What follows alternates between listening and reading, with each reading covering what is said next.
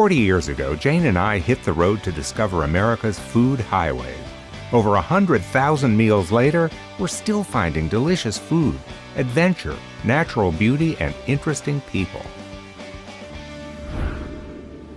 Delicious oysters are not the only reason to travel from Apalachicola, Florida, through Pensacola to the Mobile Bay. They're magnificent, yes, but so is everything else about this magic route along the Gulf of Mexico. From the serenity of what's known as the Forgotten Coast to the buzz and bustle of Mobile, it's a delicious taste of the USA.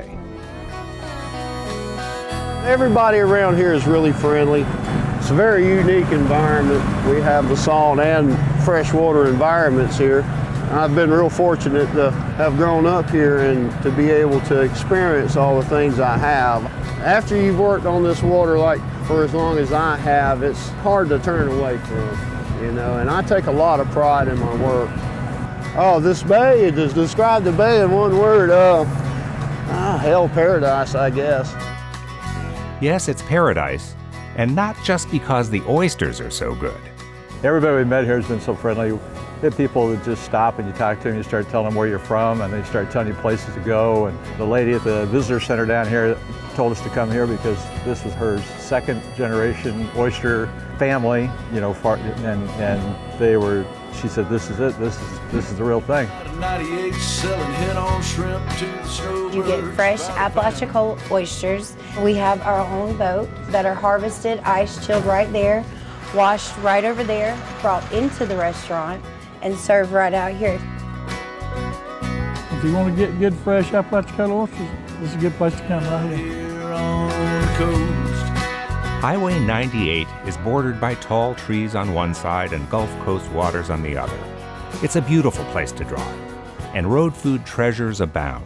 In Port St. Joe, one of the best is the Indian Pass Raw Bar. It's a ramshackle roadside joint that began life back in 1929 as the commissary for a turpentine factory. Today, it's all about oysters. Freshly opened, bright and briny, served by the dozen on the half shell in the most informal way. Or you can have them baked and topped with Parmesan cheese, butter, and garlic. Yes, they're delicious. Florida at its most flavorful. But half the pleasure of oyster eating is sharing it with friends. And that's the best. You go out and somebody loves it and they go up and tell their family, and it's more of the local flavor of like it used to be. Staring out over the Indian Lagoon. Port St. Joe isn't just a great place to eat. It is surrounded by natural majesty, the green of the forest, the clear blue waters of the Gulf. This is a place for boating, fishing, and savoring an unspoiled coastline. This is emerald green water, sparkling crystal clear. Go offshore and see down 20 to 30 feet just from the boat. There's places right offshore that I can go to wrecks and we can see the fish swimming on it just in the boat. Port St. Joe is proud of being off the beaten path. It's a quiet community, a great place to simply stroll along the beach or explore the old downtown, to enjoy the sun as well as magnificent sunsets in the western sky. The biggest thing I can say when you come here on vacation, you don't need another vacation to get over your vacation. An hour up the coast from Port St. Joe is Panama City Beach. When I first started coming here cleaning windows, I'd be driving down a neighbourhood and people would be walking their dog and they'll wave and just like, what are you doing? Everybody is really friendly. The beaches here are stunning. They're literally some of the best in the world. And the food? Well, get ready for a surprise. Because here you're going to eat a good old English pasty. That's pasty, not pasty. A pasty is basically a meat pie. It's like a hand pie. They're also known as turnovers, and empanadas are very similar. The main dish is fish and chips. You know, that's the hands down as fish and chips. Heading west, Highway 98 leads to the Walton County community of Santa Rosa Beach. This is a good place to acknowledge that it is humanly possible to eat one's fill of oysters, and in fact, do something other than discover great restaurants. A vacation destination since early in the 20th century, Santa Rosa Beach is a little patch of heaven where nature's siren song is impossible to resist. Here you can lounge on beach sand as white as sugar. You can snorkel in the Gulf or fish in some of the prettiest waters on Earth. Is it any wonder it's called the Emerald Coast?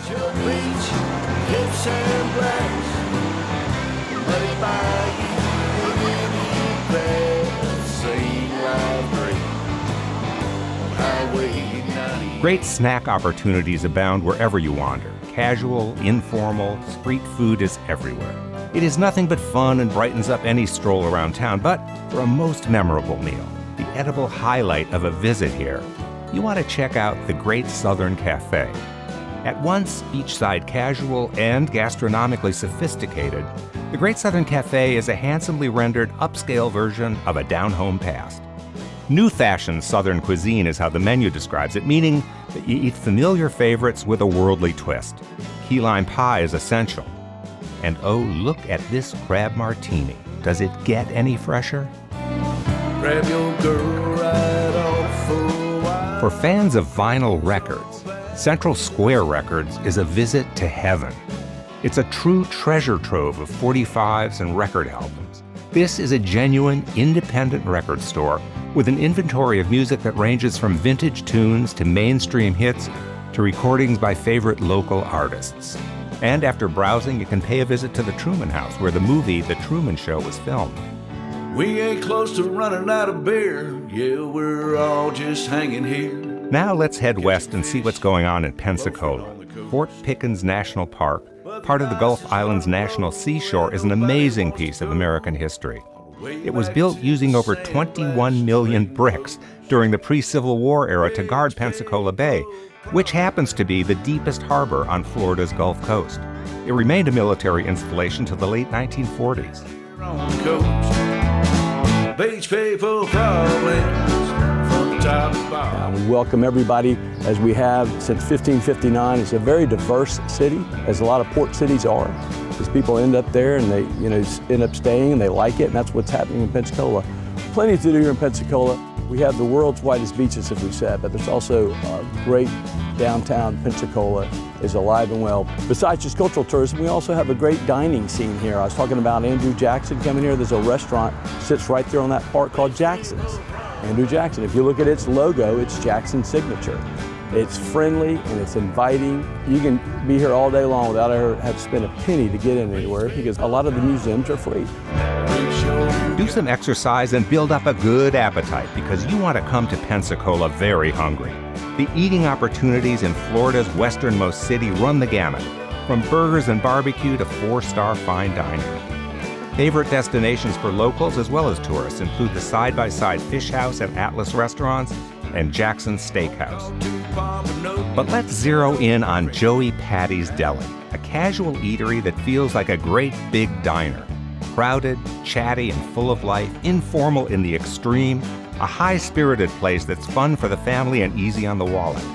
Joey Patty's menu is huge, featuring fried fish of every kind, hearty gumbo, grilled fish, and of course, hush puppies. And next to the restaurant is Joe Patty's vast seafood store, crowded with cases of just about everything that swims and tastes good. We know seafood here at Joe Patty. When I sell seafood, I know damn well it's fresh. From Pensacola, we're heading west into Alabama over the bay. The city of Mobile has a unique character that is at once modern and vintage, with a melting pot spirit that reflects 300 years of a city once known as the Paris of the South. Just about every weekend in Mobile hosts some sort of art show, cook-off, or festival. If you're looking for a more leisurely experience, you can stroll historic neighborhoods lined with giant live oak trees or paddle in one of the most significant river delta systems, just minutes from downtown. Mardi Gras began in this country in the city of Mobile back in the 18th century, and it is Mobile's greatest living tradition. Every example of the art that is Carnival can be found in our museum. It's fun and engaging, and you learn something. No visit to Mobile is complete without a feast at Winchell's Oyster House. It began as a 6-stool raw bar in 1938. Now it's grown to become a seafood lover's holy grail of the Deep South. What to eat? Oysters, of course, however you like them. And deep-fried crab claws, they're a Mobile specialty. Gumbo is a must.